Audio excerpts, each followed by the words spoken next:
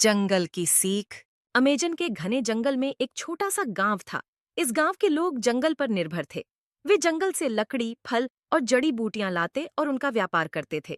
गांव के बच्चे भी जंगल में खेलने जाते थे, लेकिन एक दिन कुछ अनोखा हुआ। गांव के एक छोटे बच्चे का नाम आरव था। आरव बहुत जिज्ञासु था और हमेशा नए नए जगहों को खोजता रहता था।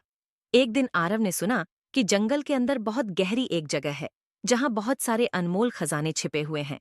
यह सुनकर उसकी उत्सुकता और बढ़ गई। उसने सोचा, अगर मैं उस खजाने को खोज निकालूं तो हमारा गांव बहुत अमीर हो जाएगा। आरव ने अपनी योजना बनाई और एक सुबह जल्दी उठकर जंगल की ओर चल पड़ा। चलते चलते उसे कई जानवर मिले। सबसे पहले उसने एक बुद्धिमान बूढ़े हाथी से पूछा, क्या आप मुझे खजाने का रास्ता बता सकते हैं? हाथी ने धीरे धीरे सिर हिलाया और कहा, खजाने का रास्ता बहुत कठिन और खतरनाक है।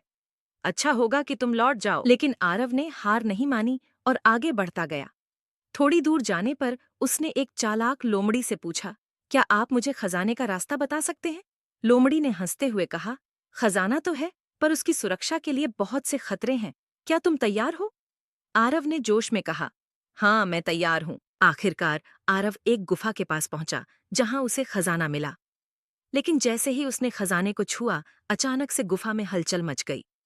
गुफा के अंदर के पत्थर गिरने लगे और वहां एक बड़ा सांप निकला। आरव डर के मारे कांपने लगा।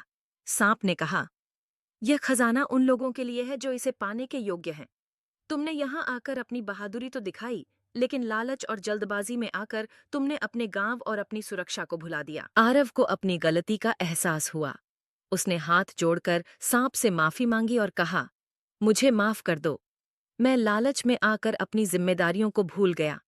सांप ने उसे माफ कर दिया और कहा, जंगल में धन की नहीं, बल्कि ज्ञान और सद्गुणों की कदर है। जाओ और अपने गांव को यह सीख बताओ। आरव ने वापस लौटकर गांव के सभी लोगों को अपनी कहानी सुनाई और उन्हें बताया कि जंगल का असली खजाना वहां की सीख और नैतिकता है। तब से गांव के लोग जंगल का और भी आदर करने लगे और उसके साथ मिलकर खुशहाल जीवन बिताने लगे। इस कहानी से हमें यह सीख मिलती है कि असली खजाना धन दौलत में नहीं, बल्कि ज्ञान, सद्गुण और जिम्मेदारी में है।